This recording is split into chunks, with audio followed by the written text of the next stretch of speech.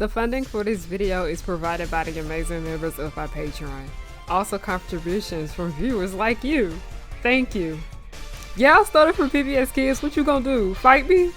Anyway, roll the video.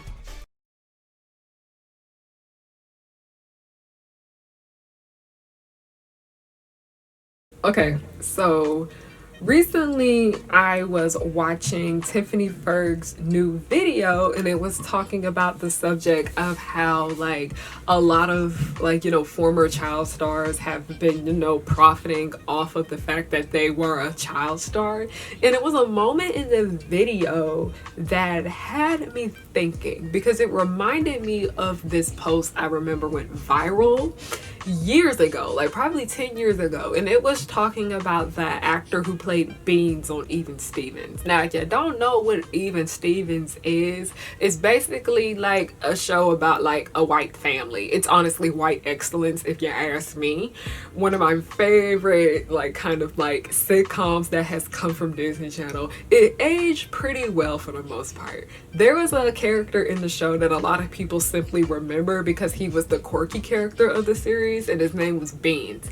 And I remember people were talking about former child stars from these shows. Where are they now? How are they doing? And they were talking about the actor who played Beans. And they kept on making jokes about the fact that he works at a mall. People kept trying to joke on the fact that this man was employed, but it's not because he was still working in entertainment. It's because he worked at the mall. Why did I bring up Tiffany Ferg, and why did that new video make me think of that? Because if you are familiar with Annalise van der Pol, who plays Chelsea on That's So Raven, who played Raven's best friend, as we know, we were seeing her pretty much everywhere when it came to family entertainment. She was all over fucking Disney Channel. She had a long-lasting main role on That's So Raven. She was even included in that live-action Bratz movie. There was a point in her career where she was working in a restaurant as a waitress. And she ended up serving one of her Disney Channel peers, that being Ashley Tisdale. Leave a comment down below if you still think He Said, She Said hits. It's always being played in this house, okay? She made a comment talking about how she was there serving Ashley Tisdale, and Ashley was being very kind of awkward and strange about that. It made me sit there and think, wow, a lot of y'all really don't understand the concept of money and finances and what it's actually like to, be a freelancer. And I want to talk about that.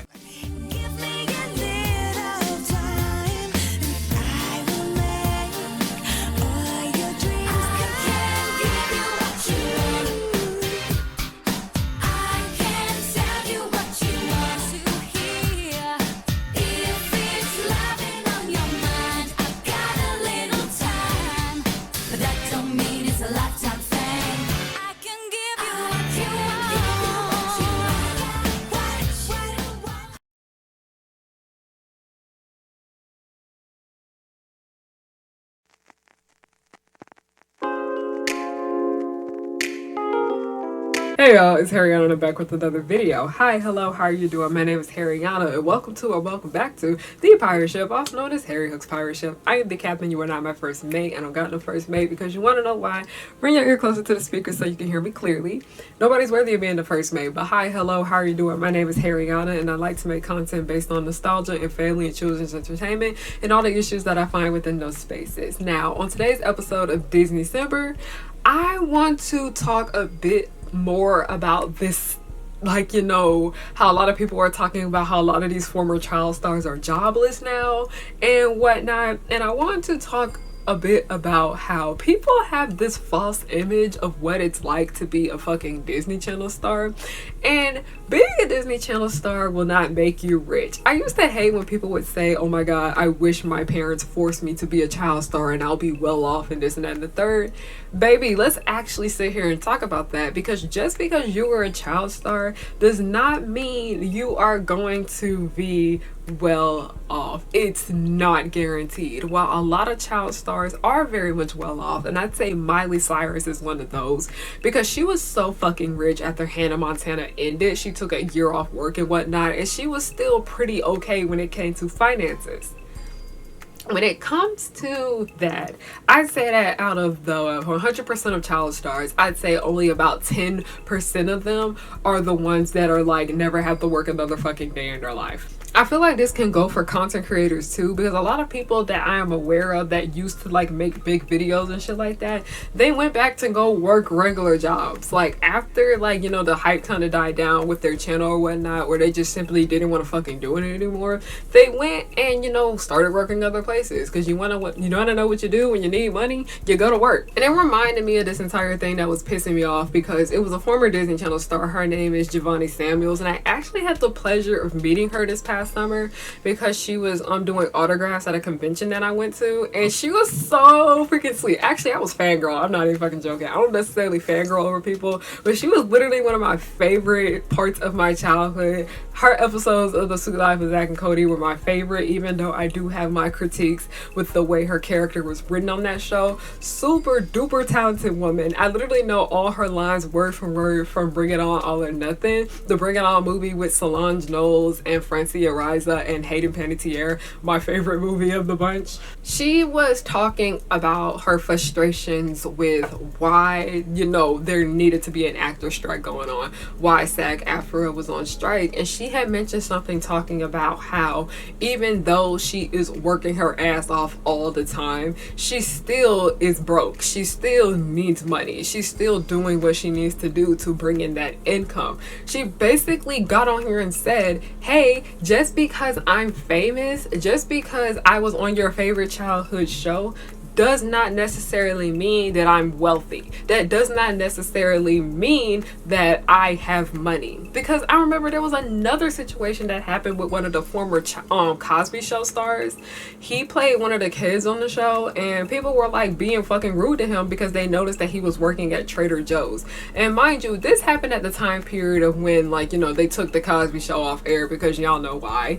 And they weren't playing reruns of the show anymore. So that ended up affecting a lot of the cast members' pockets. It ended up hurting a lot of their bank accounts, and a lot of them started working much more again, and they ended up having to take other jobs, second jobs even.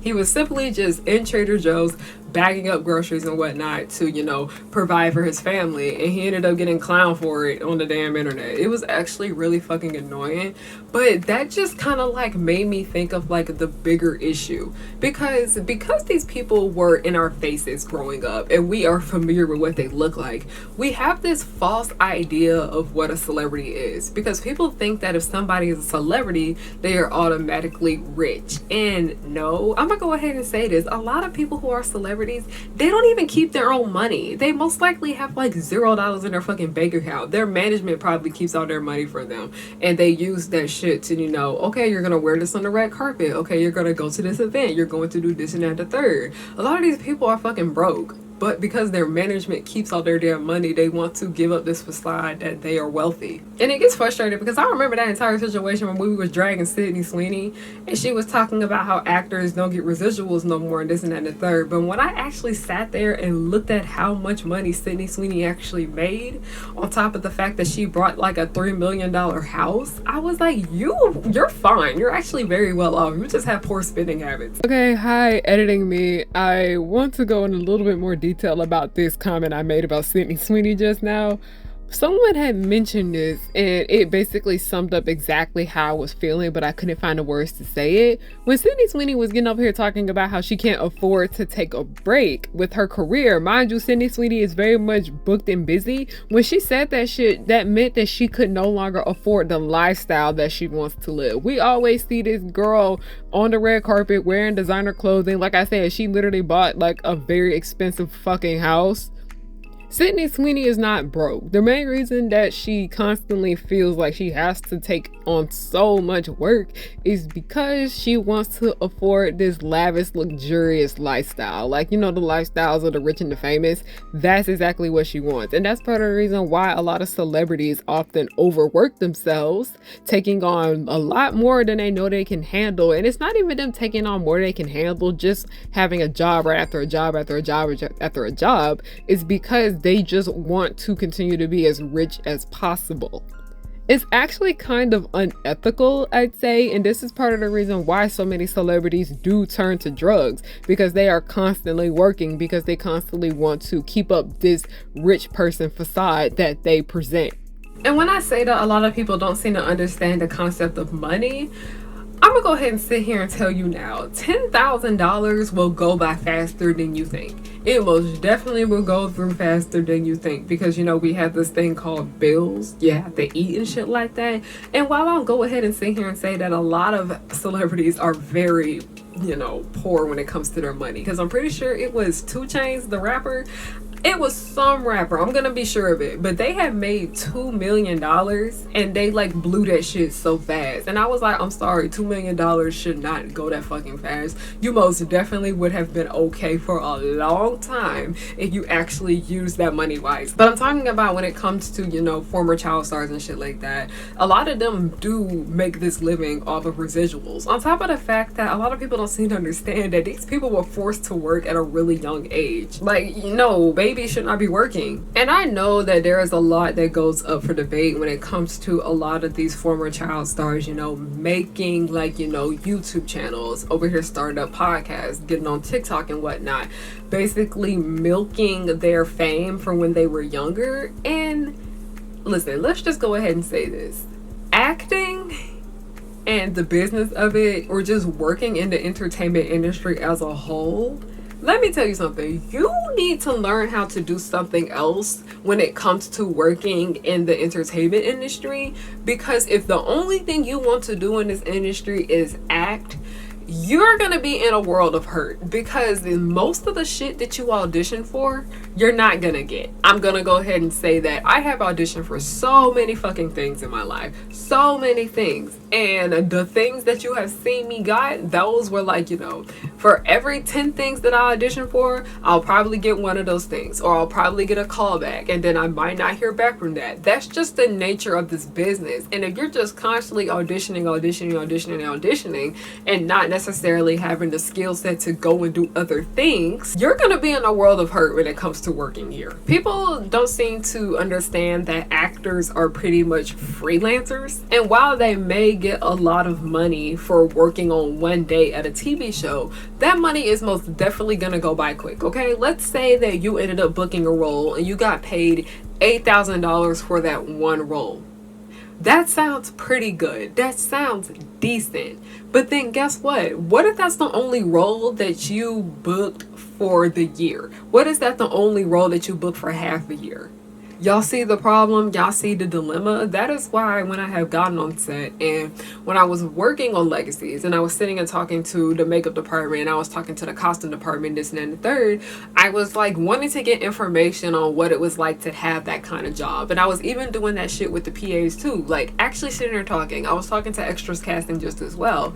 And they were saying that when you want to work in this business and you want to be an actor, be realistic here. As much as we want you guys to go after what you want and to follow your dreams, at the end of the day, you need your bills paid. Like, I knew one of the people that worked in the office on that TV show. I know that they are an actor. They literally were in the Zoe 101 movie. And the reason that they was working in that office is because they needed employment. I feel like because of social media and whatnot, people are finally getting a better understanding of what it actually is like to work into entertainment. And it's not all sunshine and rainbows, but also a lot of people are starting to realize that just because you work in entertainment don't necessarily mean that you big balling, okay? Because it reminded me of this entire notion where people would think that content creators, specifically YouTubers, they would think a lot of YouTubers are like wealthy and rich. And no, baby, a lot of us are pretty much, you know, middle class, lower middle class to a certain extent. A lot of us are living paycheck to paycheck. A lot of us are barely making ends meet. That's just the nature of what all of this is. People like to think because you have, like, you know, a platform, because you're put in front of a public audience, that you're automatically assumed to be wealthy. And let me go ahead and show you some of the richest people in this world are people we don't even fucking know. I'm gonna go ahead and say that. People that we don't even fucking know. All the people that live up in fucking Beverly Hills, I can tell you that we don't know a whole bunch of them people. We most definitely don't. A lot of those people don't have social media. A lot of those people never been in a movie a fucking day in their life. A lot of these people who are rich don't know anybody. People don't know what they look like. People don't know their faces. But people assume that just because somebody is well known that they have money. Like, that reminded me of this entire situation. We were talking about the anime community, the black anime community specifically, and a lot of people seem to have this notion that because a lot of these influencers here and a lot of these creators here, because they have big numbers and because they have this big ass following, that they're well off, and they aren't. And I remember it's this one black British person. They make such nice cosplays. They did a really cute Ed and Eddie Kinker Sisters cosplay, and there was an emergency situation where they had posted their GoFundMe account. Like, they posted their GoFundMe campaign. Sorry, my mistake. And people were like, oh, I had no idea this was going on. You had a whole bunch of followers. I assumed that you were well off. And baby no, that is not the truth. That is not the nature of it all. And I saw another post where somebody had said something saying that there are people who have over 500,000 followers and only make 50K a year, but then there's people that only got 50,000 followers and they make six figures. I think the lines end up getting blurred and warped when it comes to the perception of money and image. And I think because a lot of people are finally, looking up how much these actors are making and realizing how quick money can run out, because you never know. A lot of people don't realize that they are 1 or 2 paychecks away from, being thrown out their house and on the fucking street, because you never know. You're like one medical emergency away from being fucking broke and having everything drained out of your bank account. You never necessarily know what is going on with your life. Anything can happen. Somebody can come and snatch your ass up and you're just like, People are learning that money runs out. People are learning that money is not always going to be coming in. Because I'm gonna be honest, Disney Channel does not even really pay reruns of like their old series anymore. They used to do that shit. They don't do that no more. And sometimes it doesn't necessarily matter how wisely you spend your money. You can still end up having nothing at the end of the day. Despite having this number of followers, having all these people and shit like that, something can happen. Because be honest, a lot of these people that we see from Disney Channel, and I'll even throw Nickelodeon here just as well, we have not seen them book much of anything outside of that network. Why do y'all think so many of these people stay with these networks after they, enter into adulthood? Y'all saw Jason Earls, his ass was on Hannah Montana, and mind you, he was like one of the oldest cast members on Hannah Montana when you take out, the dad and whatever. His ass was still working on Disney Channel when he was most definitely well into adulthood, but he started playing more older roles. He actually started playing his fucking age. He stayed and he took them jobs and he took that opportunity because you want to know why? It's financial stability. I know a lot of people want to get on here and talk about so and so don't be getting booked outside of this company and this and that and the third, and I was like, honestly, thinking financially, it's honestly best to stay. It most definitely is best to stay. And there's another actor that a lot of people are familiar with, because we were talking about how people just simply know her for this one role. And listen, I think she's great. I think she's super duper talented, but I'm just gonna go ahead and fucking say that. It's Jill Marie Jones. Jill Marie Jones had ended up leaving Girlfriends because she wanted to, have her own. She wanted to, branch out and do other roles and shit like that. And this is this ongoing trend that I have noticed when it comes to this industry. These people who are working on these shows for a long time, or they are working with these companies for a long time, they want to break away from the company because they want to go and branch out and have other opportunities and whatever, which is valid, which I completely understand. But then guess what? They don't get work for like 3 fucking years, or they ended up getting work in very low budget ass productions that don't necessarily pay more. That's what happened with her. We was not seeing her anywhere else. We most definitely wasn't. I feel like she's doing fine now. I'm pretty sure she's well off and whatnot. But it was just kind of like going to show you that these people are not going to be around as much as you think. I'm just saying the truth. And thinking like Disney Channel stars that we did not necessarily see anywhere outside of the TV shows or whatever. Where were they? The only time I really be hearing about these people is when they get on social media and, have these podcasts and do these appearances and shit like that. We don't necessarily see them, because you want to know why? You are not always guaranteed a job in this industry. You most definitely aren't. That is just the nature of freelancing in general. So even though it can be written off as like a bit cringe, how a lot of these people are just like, making money off the fact that they used to be on a said show, or they played this character that a lot of people like and whatnot, even though they like make like a good chunk of their income from making appearances at conventions and whatnot, I'm not gonna sit here and shame them and whatnot, because I understand this industry is hard. This industry is fucking tough, and it will chew you up and spit you out. One year you're probably having the best year of your life. You booked and busy, you this and that and the third. And then guess what? When a lot of people be booked and busy, they start buying shit. They be buying $5,000 handbags and whatnot, going on these big expensive vacations. They start doing the fucking most with their money. And then guess what? The next year, where the jobs at? They're not getting booked. They're not getting booked. What's happening? So, yeah. That's all I want to say. I just wanted to get on here and just kind of express my feelings and my thoughts and opinions about how so many people just assume that if their parents forced them to be a child star when they were younger, that they would be financially stable for the rest of their life. And that's just not realistic for a good majority of these people. You're not going to end up like Selena Gomez. You're not going to end up like fucking Miley Cyrus. You'll be lucky if you even end up like Christy Carlson Romano, because I'm pretty sure she's doing well now with her YouTube channel, her podcast, and all that shit. But she even like opened up about how she was broke at a certain point too. And I'm glad actors are being more open about their finances, because this is shit that we need to talk about. People be talking about how we shouldn't be talking about money and this and that and the third, but I feel like when it comes to like a work environment and from like a work perspective and whatnot, we do need to start having more conversations when it comes to like certain industries and income. So yeah, that's what I'm gonna say. I'm just gonna leave that on that. And like, you know what, don't get on here and complain about your finances and shit like that. I get that there are some things that you do need to keep to yourself and not get on here and blab to the internet and whatnot. But when it comes to like actually working in a particular industry and being realistic about where that money is going and this and the third, it is very much helpful in the long run. Because don't even get me started about when you book a job and you find out how much they take out of taxes. You gonna be crying. You most definitely gonna be crying. You're gonna be like, ow. But yeah, that's pretty much all I gotta say. Thank you guys so much for watching this video. If you guys want to support my shop and shop small this holiday season, the link to that are down below. It's harryonthehook.com. I also have my blog on my website too, just as well. I should be updating that thing very soon. I am going to be talking about my favorites from the year and whatnot, like my favorite songs, movies, books, all that shit. And I also am going to make a worst list, but it's not going to be a worst list in relation to music, because y'all stay and scare me. But yeah, thank you so much for watching. Have a great day, night, or whatever time of the day you chose to watch this video. I'm just thankful that you watched it with the ads on. Alright, thank you. Goodbye.